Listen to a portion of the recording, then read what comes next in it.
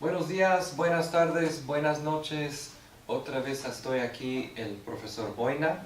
Hoy vamos a estudiar página 48, 49, que es paso C en su libro Dos Mundos. Y vamos a hablar de posesión. How do you express in Spanish that something belongs to someone? Possession, posesión. En español hay dos o tres formas. We're going to deal first with the verb tener. As you know from previous lessons, the verb tener means to have. And so we express possession that I have, you have, etc., with the verb tener. We talk about something that I have, tengo. Something that you have, tienes. He, she, or usted being formal has, tiene. If two or more people have something, we say tienen. If two or more people and you're one of them has something, as in nosotros, we say tenemos. Those are the forms of the verb tener. Tengo, tienes, tiene, tenemos, tienen. Now, in your book, they have you on page 49, página 49, ejercicio 1. Ejercicio 1 just wants you to match the correct form of this verb tener with the subject of who has the object. For example, in the model, Luis blank una bicicleta negra. Una bici negra. If my subject is Luis, I have to choose the correct form, and it's not I. Yo tengo. I'm not talking to Luis and asking him, hey Luis, do you have a black bicycle? I'm not with him. It can't be tenemos. There's only one person. It can't be tienen. So I'm left with the subject for él, ella, or usted. And this form, of course, is tiene. So you continue on with the rest of the exercises in ejercicio 1. Luis tiene una bicicleta negra. So for number 1, Pablo, cross out Luis, put Pablo, it's going to be the same form. Pablo tiene, etc., etc., etc.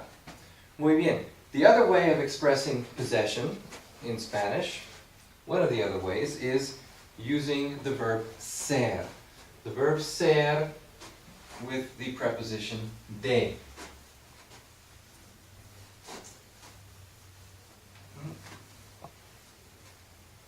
Okay. Unlike English when we have the apostrophe S, in Espanol there is no such thing as an apostrophe S to show possession. So you can't say it's George's car, it's Fred's bicycle. In English, that's great. In Espanol, no. It's not Pepe's casa, it's la casa de Pepe. So, for example, we have la profesora Martinez who has a new car. So I want to say that the car is of the profesora Martinez. El carro es de la profesora Martinez. El carro es de la profesora Martinez. That's the only way in Spanish that I can say it's Professor Martinez's car. There's no apostrophe S again. El carro es de la profesora Martinez. However, if there is more than one thing that is possessed, and you'll see that on number 4, número 4, Esteban has glasses. Glasses are lentes, which is plural. And so I have to start with los lentes. And since los lentes is more than one, I can't use es. I have to use the plural, which is son. Los lentes son de Esteban. So if what is possessed is singular, I'm going to use es. El carro es, la bicicleta es, el novio es, el amigo es. If it's plural, I use son. Los lentes son de Esteban. Los amigos son de Carlos, etc., etc., etc. Es singular, son plural. Okay? Muy bien.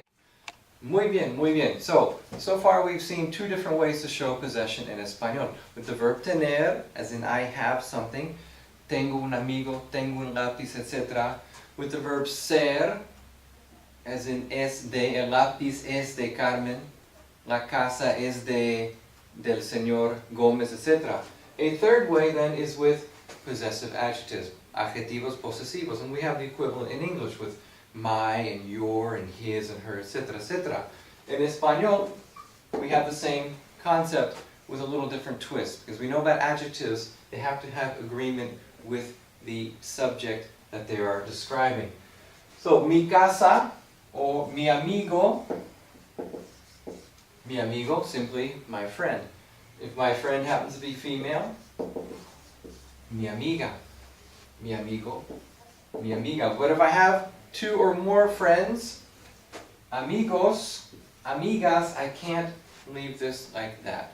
I can never say mi amigos, mi amigas. I have to make it plural. If this is plural, then this has to be plural. Mis amigos. Mi amigo se llama Juan. Mis amigos se llaman Juan y María. So if this is singular, this is singular. This is plural, this is plural. Mi amigo, mis amigos. Mi amiga, mis amigas. For you and your, we have tú and tus. ¿Cómo se llaman tus amigos? Mis amigos se llaman Juan y Carlos, etc. Tu amigo, tus amigos. If you're being formal, you've heard the expression, my house is your house. Mi casa es su casa. Su can mean your, referring to the usted form, being polite. ¿Cuál es su nombre? We learned that back in paso A. It can also be his, as in de Carlos, de Enrique, de Pepe. Es su casa. However, it can also be her. Es la casa de María. Es su casa. It can also be their. Es la casa de los señores Gómez. Es su casa. It's the Gómez's family house. It's their house. Su casa. Su casa. And it can also be your in the plural. You'll hear me say this a lot in class. Denme su tarea. Give me your homework. Hagan su tarea. Do your homework. So I'm talking to all of you. Ustedes. Ustedes. Abran su libro. Open your book. All of you. Su libro. Etc. So, su, as we see here, has several different meanings, several different equivalents from English. So sometimes this requires a little bit of clarification. And of course the plural is sus. Sus papeles, your papers. Sus tareas, your homework assignments, etc., etc., etc. So it can be more than one. Now, you notice that mi amigo, mi amiga has no difference for gender. Mi amigo, mi amiga, mis amigos, mis amigas. However, when we talk about something that belongs to us, it's our, then we have four different forms to worry about. Nuestro, our friend. Nuestro amigo, because he's a guy, he's our friend. If it's a female, then it becomes nuestra amiga. If you have a mixture of friends, male and female, or all male, then they're our friends. They become nuestros amigos. Or if you have a group of female friends, and these are our friends, you say nuestras amigas. So again, we have this agreement issue, concordancia. Nuestro amigo, nuestra amiga, nuestros amigos, nuestras amigas. So our books, libros, por ejemplo, would have to use the form of nuestros, nuestros libros. Tareas, homework assignments, feminine plural, is going to use nuestras, nuestros, nuestras. Muy bien. You have a series of exercises to deal with on ejercicio 3, ejercicio 4, using the correct form of the possessive adjective, mi, etc., etc. Now, there is more than one possible answer for some of these. However, try to match the subject to the object that is missing. For example, número uno, mi novia, my girlfriend, no tiene blank libro de matemáticas. Now, logically, my girlfriend possibly doesn't have my math book, okay? But that's not the context. So I want to say she doesn't have her book. Mi novia no tiene su libro de matemáticas. So continue on with ejercicio 3, ejercicio 4. Muy bien. We just worked with the verb tener previously to express possession, as in, yo tengo muchos amigos, yo tengo mucha tarea, ella tiene una bicicleta negra, etc., etc. El verbo tener in español is also used to express one's age. In English, we use the verb to be. I am 25 years old. She is 15, etc., etc. In español, no. We use the verb tener and we add the number of years that we have, that we possess in a way. It's kind of nice. So, if he is 20 years old, I don't say he is 20, I say él tiene 20 años. Carlos tiene 15 años.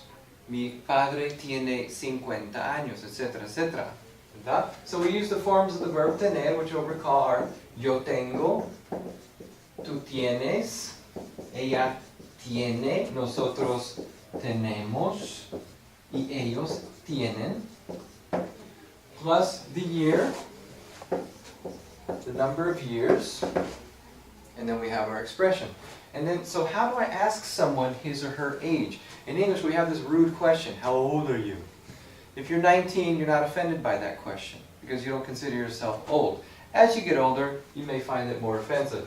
In English, we have, again, that rude question. In Español, no. We don't say, how old are you? We say, how many years do you have? ¿Cuántos años? Now, if you're being informal, tú, which one are you going to choose? ¿Cuántos años tienes? Correcto. ¿Cuántos años tienes? However, if you're in a more formal situation, you work in a doctor's office, you need to ask someone's age, you're going to use the usted form. Just drop the S. ¿Cuántos años tiene usted? Your answer is always going to start with the yo form. Tengo. Tengo 20 años. Tengo 18 años. Tengo 21 años, etc., etc., etc. Muy bien. Okay. Muy bien. Recall from previous lesson that adjectives, descriptive words, adjetivos, have to agree in gender and number with the noun they're describing. So if we have una casa, and it happens to be white, we have una casa blanca. Una casa blanca. Una casa blanca. If I have a few white houses, then I have unas casas blancas. If she is wearing a red dress, recall from Paso Bay that the word for dress is vestido. Ella lleva un vestido, and if it's red, the color is rojo. Un vestido rojo. If she has several red dresses, then she has unos vestidos rojos. See? If she has a white dress, it's her wedding day, she might be wearing un vestido. Now I'm not going to use blanca because I need to describe vestido. Un vestido blanco. Okay. Again, so my adjetivo, blanco, rojo, etc., has to agree with the noun it's describing. And of course we see here that it follows it.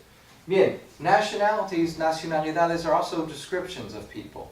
And so we have adjectives of nationality, like American and Chinese and Japanese, Korean, European, etc., etc., etc. In Espanol, that nationality word has to agree with the person you're describing. So if it's a single female, it has to normally going to end in a. Single male, normally going to end in o, etc., etc., etc. So we have some examples. Por ejemplo, chino. El señor Lu es chino. La señora es china. The two of them, because they're Chinese, the two of them together would be chinos. If there are two or more female, then it would be ellas son chinas. See? Norteamericano, norteamericana, etc., etc., etc. Key is that the adjective has to agree with the person you're describing. In this case, we have some nationalities on página 53. Ejercicio 7. Número 1 is La Señorita Fernández. Fernández, you would expect to be from a Spanish-speaking country, and the only one we have on there is letter C. La Señorita Fernández, abbreviation, is, now she's from Spain. I can't use español because that's masculino. So I have to add an A to make it española. La señorita Fernández es española, etc., etc., etc. And that's how you're going to do ejercicio 7, matching the person to the nationality. Página 54-55, AR verbs in the present tense. This is probably the most important lesson you have had up to this point. In español, every single action, just like in English, is expressed with verbs: to run, to jump, to eat, to speak, etc. And every verb in español, such as to speak, hablar, is going to end in 2 letters. AR. Comer means to eat, it ends in ER. Vivir means to live, it ends in IR. Now, every single verb in the Spanish language is going to end in the infinitive form, and I'll explain that in a second, in either AR, ER, or IR. Every single verb in the entire language. English, we have nothing equivalent to this. So these are what we call the 3 conjugations, the 3 groups of Spanish verbs. Now, in paso C, our current chapter, we're only dealing with verbs that end in AR, such as hablar, which we've had. We've also had llevar, meaning to wear. Ella lleva un vestido rojo. She's wearing a red dress, etc. So let's take a careful look at the verb hablar and break down the verb into its parts. When we talk about verbs, we talk about 2 parts. We talk about the stem, and we have the ending. La raíz y la terminación. The root or the stem and the ending.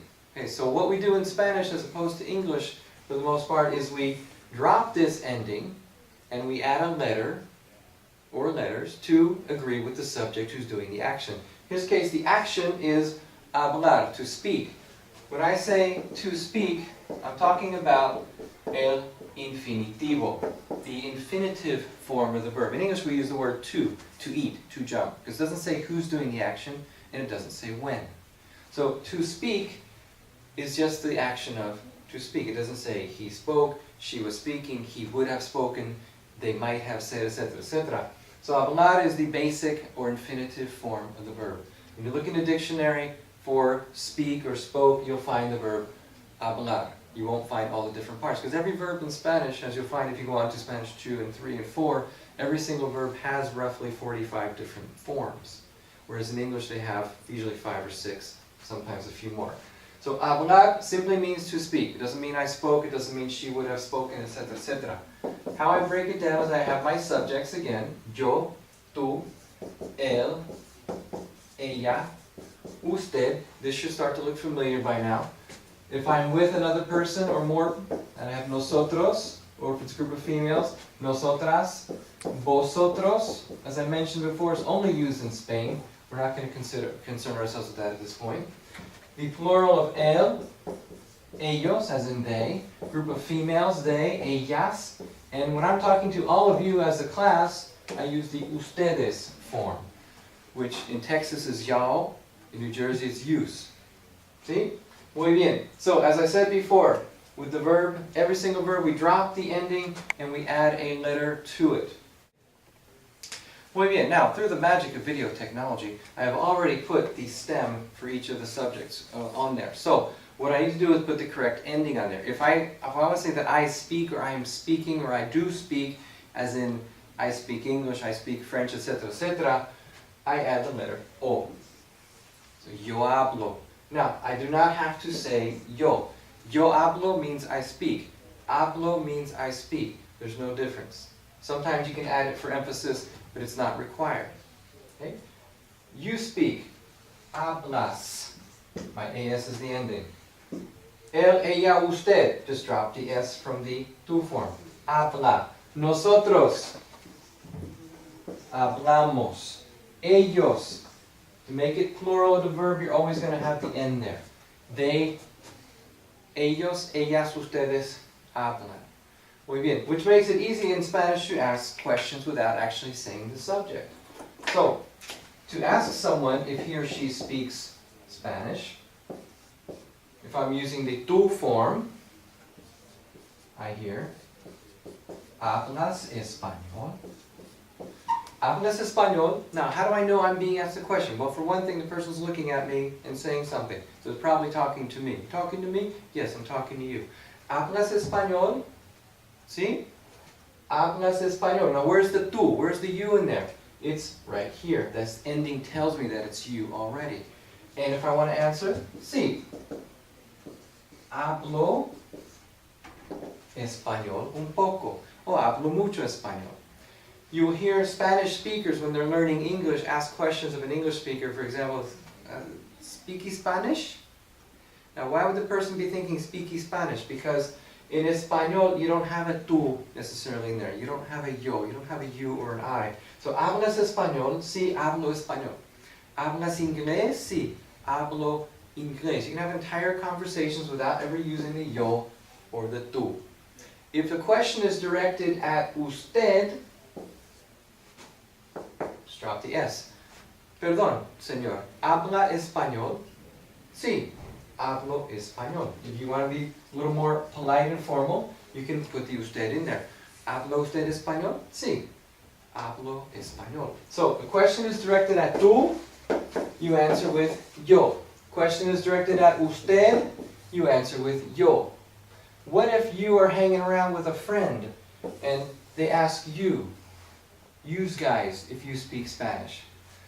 ¿Hablan ustedes español? You're going to answer with nosotros. Sí, hablamos español. En la clase de español siempre hablamos español. So, any question directed at tú or usted, you answer with yo. Any question directed at ustedes, you answer with we, nosotros. Because again, the ustedes is you and a friend, you and someone else, you and a group. Ustedes, ustedes. Muy bien. Now you're ready to take on ejercicio 8 and ejercicio 9. Ejercicio 8 in particular is very key. These are like your times tables in mathematics. You can't do differential equations if you don't know that 7 times 6 is 57. Right? Muy bien. So, let's look at ejercicio 8. Muy bien. Ejercicio 8, you have to fill in the blank with the correct form of the verb hablar, which we just discussed. Número 1 says, Esteban, las dos chicas rubias, blank, alemán. Alemán is German. Las dos chicas rubias. Las dos chicas rubias. We're talking about I, no. You, he or she, there's 2 of them. Nosotros, you're not there with them. So it has to be the ellas form. Las dos chicas rubias, the 2 blonde girls. They speak German, don't they? So my correct answer then is hablan. Las dos chicas rubias hablan alemán. If it had been 1 blonde girl, la chica rubia, then it would be habla, because then it would be the ella form, singular.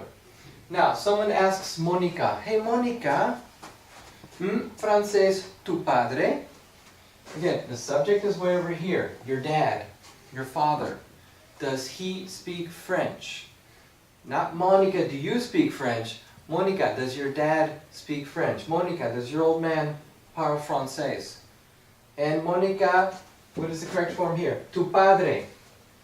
Yo, tú, él, ella, usted, nosotros, o ellas.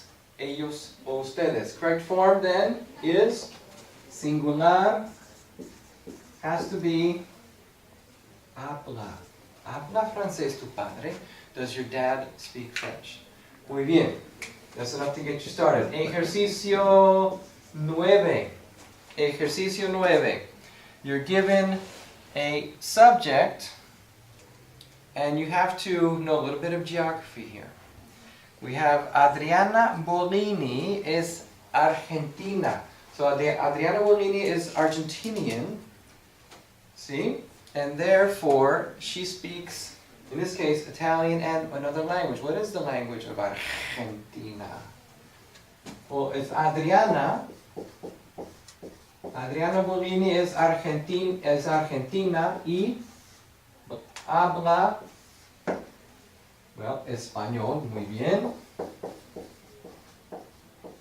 Argentina is a Spanish-speaking country. A kind of a funny accent, but they do speak Spanish. Y habla español. Again, that's ella. Habla español. Número 2. Los señores Saucedo son mexicanos. Mr. and Mrs. Saucedo are Mexican. So what do they speak? First of all, the they speak has to be this form. Número 2. Hablan. In Mexico, most people do tend to speak Spanish. Hablan español. Muy bien.